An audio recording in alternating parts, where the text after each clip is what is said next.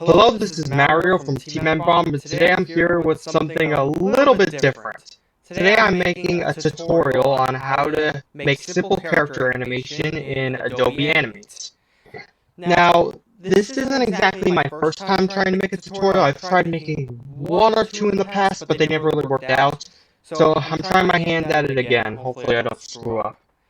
So, first and foremost, you need the software Adobe Animate. Now, this is the computer software I use to make all of my animations. I've been using it since 2018, 2019, I believe. And yeah, you need to download Adobe Animate from Adobe's official website and download it to your computer. Now, for those of you who are hoping it's free, I hate to break it to you, it's not. It charges you like $20 a month. I don't know the exact amount. Yeah, one like on this video equals one prayer from my dad's wallet.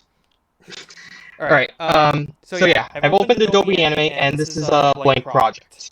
This right here, this big white thing, this is called the stage. Now, the stage is where, in this white box, this is what you're going to see when the animation plays. Like, everything inside this white box is going to be seen. Of course not the cursor. Whatever. And to the side here, we have the tools. This is the selection tool. This is the free transform tool, lasso tool, pencil tool, brush tool, erase tool, rectangle tool, line tool, text tool, bucket, yeah, the whole gist. And over here, we have another properties handle. This property right here, this button right here is called, well, properties. This is where you can manage stuff with your project, you know, the size of it, the color of the stage, how many frames per second, that kind of stuff. And over here is the library. This is where all of your symbols rest. As you can see, I've already imported a lot of stuff in here, like arms, background, eyes, hands, legs, like all the individual objects you'll see right here. There are two other buttons here called color and align. You don't really have to worry about those two. So, yeah, I'm going to teach you how to do a simple character animation. It shouldn't be that hard, and by the end of it, you should have something like this. Hello. Okay, so let's get started. First things first, click on the library button, and then go down to this little plus button down here that says new symbol, and click on it, and then this will pop up. This will help you create a new symbol. Now, I'm going to try to explain what a symbol is the best I can. It's just an object that holds a drawing, and it's stored here in the library, so you can bring it into your scene as much as you want without having to redraw it. That's like the perfect thing about Adobe Animate. And whenever you try to create a new symbol, this thing pops up. You can make it either a movie clip, button, or a graphic. It needs to be a graphic. Like, this is a must. Alright? And now you have to give your symbol a name. I'm going to simply name it Gary, because that's the character I'm going to be using. Click OK, and now you're in a new thing. As you can see, you're inside the symbol called Gary, and Gary has now been added to your library. Now what we're going to do is we're going to start building the character. I'm not going to be using any of these, but you could use some of these if you want. Let me try to give you an example. Just one thing you have to make sure of, if you're going to be drawing an object like this, one thing you have to do is convert it to a symbol. How you do it is you click on it with the selection tool, then you right-click it. Then you go down to convert a symbol.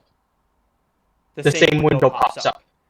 Now, it doesn't really matter what it is. I don't recommend you make it a button, but it could be a movie clip or a graphic, whatever you want. And I'll just name this thing. And then boom, now it's a symbol. Of course, I'm not going to be using that. Bye-bye thing. Yeah, I'm going to start building the character now, which is Gary. So as you can see, all the many different heads are in here. Of course, I'm going to choose Gary's head when he's looking forward. I'm going to put that right here. Yeah, I'm gonna try to when you're making the creator's head. When you're making the character's head, I recommend you keep it aligned with this little plus symbol right here, like so that it's aligned correctly. Now for his eyes, I'm gonna go into the eyes folder. Eye normal, as you can see, it's just a line. Yes, I know. Now I have to make the other eye. Now instead of dragging another eye normal into here, I'm just gonna right click on this, copy, click anywhere in here, and I'm gonna click on paste in place. Now you may not see it, but there's a new eye here. I'm gonna hit the right arrow key, and there it is. Move it all the way to the other side of Gary's face. And yeah, that's how it's done. All right, I'm gonna pause the video so I could continue making the rest of him, and I don't want to bore you. And yeah, okay. As you can see, I've put Gary all together, and all of his parts are different objects, as you can see. And watching the previous recording, I realized how crappy the mic audio was, so I'm very sorry. Hopefully this is better. If it ends up being bad, I promise I didn't know. So, yeah, once your character is all put together, there's something else you have to do before you could get animating stuff. This is really important. You click and drag so everything is selected. You right click, then you click on distribute to layers. Now what this does is it makes all the objects, every object an individual layer. See, I select his arm, the arm layer is highlighted. I select the legs. Yeah, the legs are the legs are all in one symbol. That's just me, okay? And the leg symbol is highlighted, and the mouth. Yeah, the whole gist. So first thing we're going to do is we're going to animate a little wave for Gary to do. Now, I'm going to select his left arm. It's my left, not his left. Now go to the right, go to the left, and click on the free transform tool. Or you could click on Q. Or press Q, the Q key. So you may be able to see this little white dot in the center of the symbol. Now, this is where it rotates from. Now here's what I mean. So I'm going to rotate his arm, and it's going to rotate like this around the dot. Now this is obviously what we don't want. So what you could do is click on the dot and drag it to where Gary's arm connects with his body. And voila. There we have it. Okay, so now we're going to go down to the timeline. I apologize for not explaining it earlier. Now the timeline is basically what it means. It's very self-explanatory. It's basically it's basically what runs the animation. So I'm going to go up to here about 2 seconds. It's 60 frames into the animation. You're going to click on the frame, click on the top frame, and then drag down all the way to the bottom frame. Right click and click on insert frame, not insert keyframe, insert frame. Now as you can see, what this has done is it's now we're now 2 seconds into the animation. I know you see Gary's mouth spazzing out, but I'm going to talk about that later. So go up to the 10th frame, click on his arm, right click where the playhead is, and then click on insert keyframe. So now there's a new keyframe.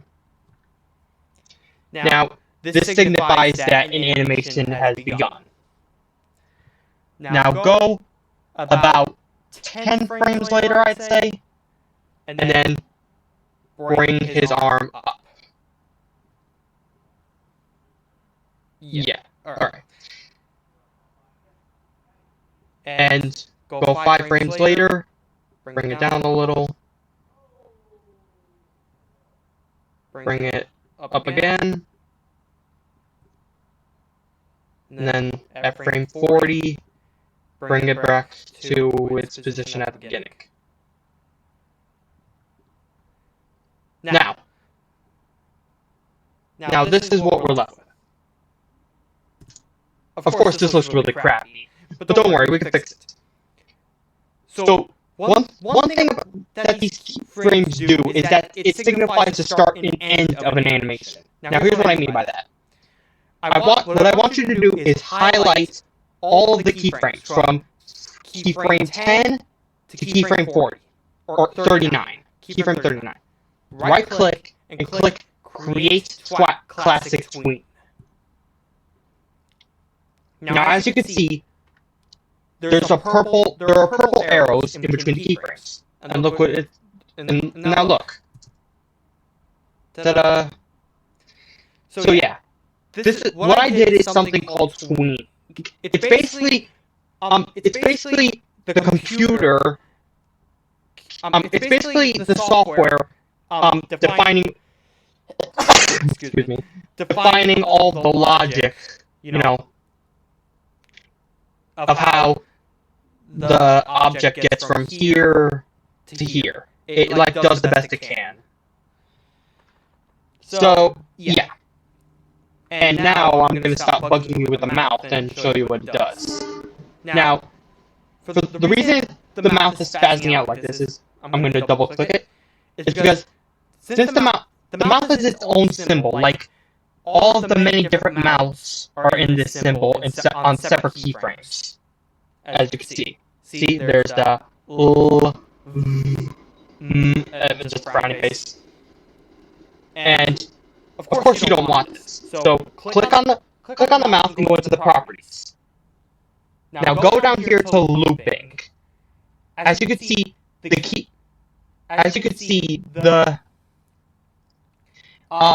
loop is sent to an infinite loop. Now you don't want this. Go to the middle button called Place Single Frame for the graphic. Now this will keep the graphic at a single frame. See? It doesn't spaz out anymore.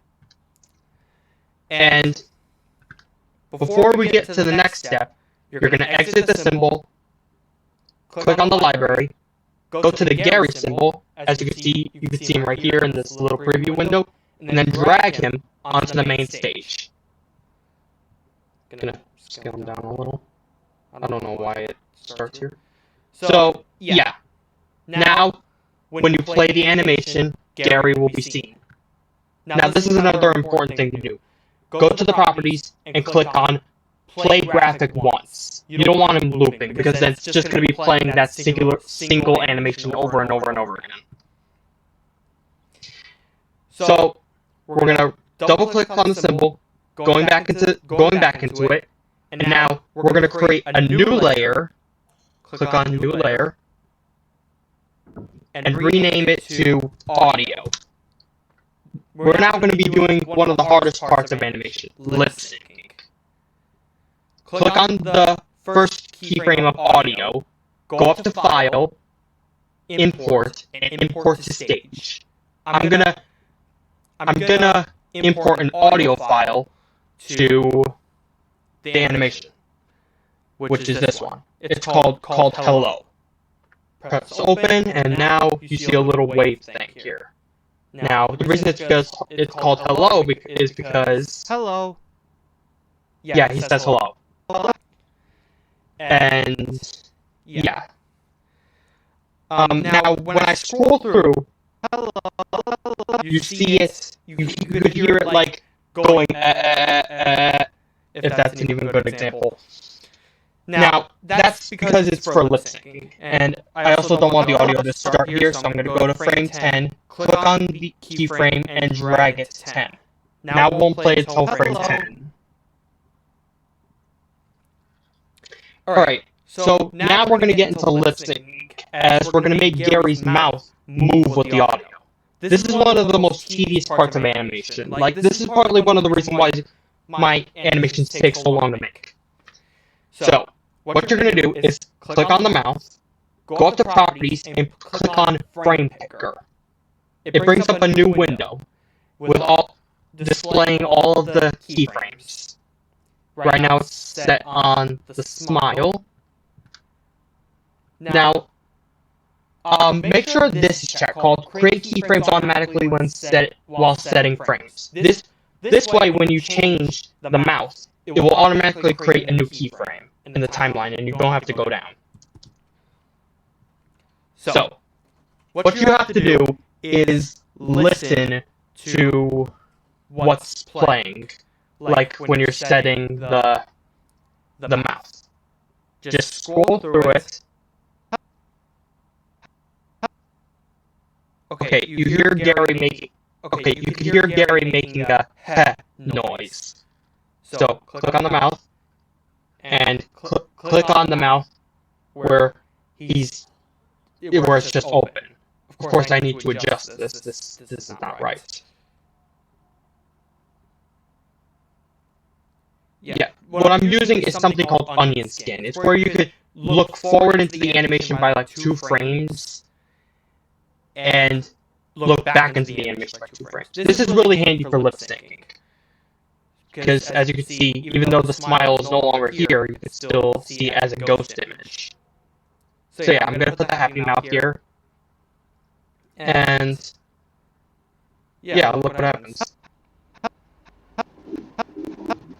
Yes, I know this isn't really perfect, like to my standards, but it's good enough just for this tutorial. Okay, so now we're going to try to make this look a bit more natural. Go back to keyframe 10 and make a new keyframe. But what you're going to do is go down to the timeline, right-click, click on Copy Frames, go back to frame 10, and click on Paste to Frame. Paste and override frames. You could also click on Paste Frames, but I like to click on Paste and override frames. So now what you're going to do is go to the top center black box right here, and you're going to drag down to make the mouse a bit more closed-like. Now you're going to go down here, right-click between the 2 keyframes, and click on Create Classic Tweet. Now, as you can see, his mouth moves like his jaw is unhinging so he can speak, to make it look a bit more natural. Yes, I know for some of you who might be beginners, lip syncing could be like a very daunting task.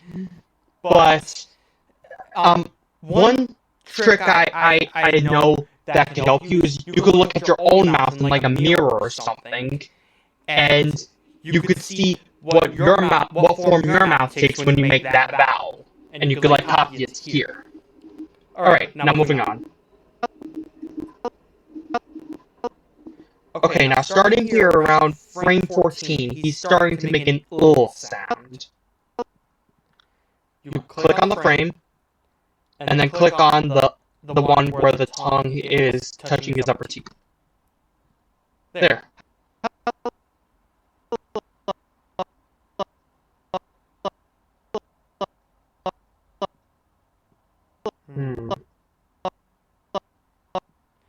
Okay, around here in frame 18, his tongue has retreated down to the bottom of his mouth. So we're going to go back to this.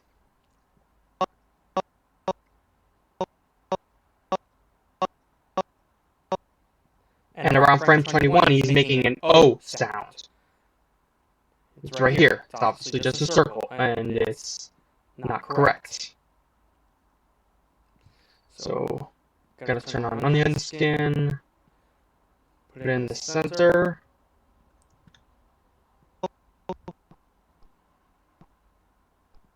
And around frame 26, he stops.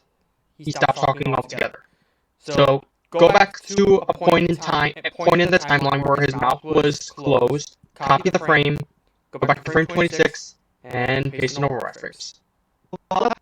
You should have something like this. Hello. Okay. Now, alright, I'm gonna delete these extra keyframes. So to delete frames, you highlight all the frames you want to get rid of, right-click, and click on Remove Frames. And there you go. Now, one extra thing we're going to do is we're going to make Gary blink. Now, I have a really good trick when making characters blink. And I didn't learn this myself, so I'm going to give credit where credit is due. I learned it from one of the Hung brothers, one of the creators of the series BFDI, Battle for Dream Island. I'll leave a link to the video in the description. So, we're going to go back to frame 10. We're going to highlight. We're going to go down to both eye layers. Highlights the 10th keyframe of both of the eye layers. Come on. Right-click and insert keyframe. Now we're going to go to frame 15, and we're going to move Jack's eyes down a bit. We're going to move Gary's eyes down by clicking the down arrow key repeatedly. We're going to go to the next keyframe. Once again, insert keyframes. You could use this button down here. Now we're going to do something. Else. We're going to right-click on one of the eyes, and we're going to click on Swap Symbol. Now this is very self-explanatory. This just swaps out one symbol with another. Now it's asking you what symbol you want to swap with, so I'm going to click on Eye Closed and click on OK. Now we're going to put this at the center, whiten it a little, and you might want to turn on onion skin so that you can see the frames before it. You just try to align the ghost image of the open eye with the dots. Now we're going to do the same for this eye.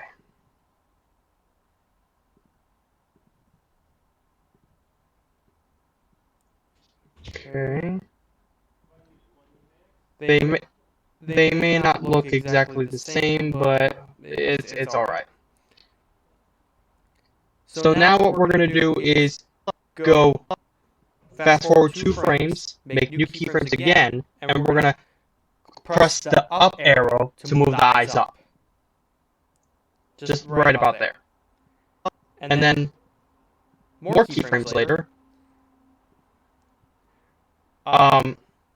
you're going to go to frame 10, copy these keyframes, come back over here, and then paste them. So now that we have the eyes all normal again, we're going to hit the up arrow, and we're going to move them up. So we're on frame 19 now. We're going to go to 5 frames later, which is frame 24, make new keyframes, and we're going to bring them down to right about where they were at the beginning. And we have something like this. Hello. Now obviously that looks pretty rigidy. This is where tweens once again come into play. You're going to highlight you're going to highlight the keyframes between 10 and 15. Make classic tweens. Now you're going to go up to properties. And you're going to go down to the tweening place right here. You're going to click on classic keys. You're going to go over here to let's see. You're going to go to ease in and click on cubic. Double click on it. So now it says cubic ease in. What easing is, it's really hard to explain. Easing is like a really complex thing that really needs its own tutorial. You could go on YouTube and look it up.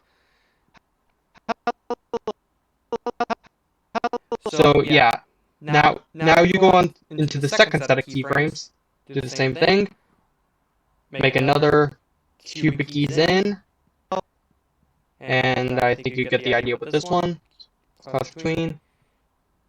But instead of going to cubic keys in, you go to cubic keys out. And now we have something like this. Hello. Okay, we're going to exit the symbol now. And now when you play the movie by pressing enter, you see nothing happens. That's because the main timeline is still just one frame. The symbol may be 40 frames, but it can't play if the main timeline is only one frame. So we're going to go to keyframe number 4. We're going to go to frame number 40 and insert frame.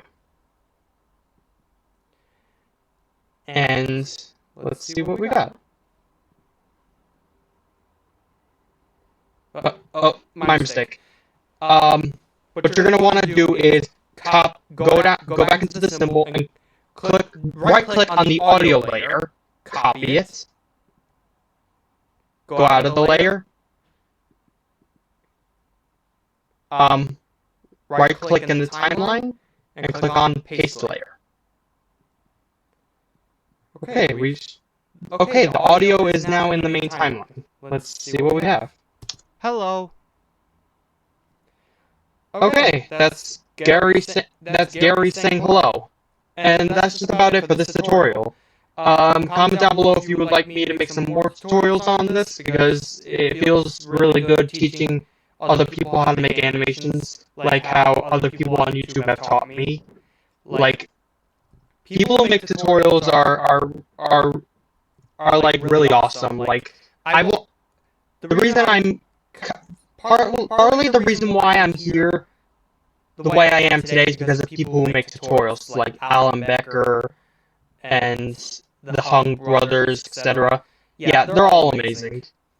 And they're the reason I'm like this today.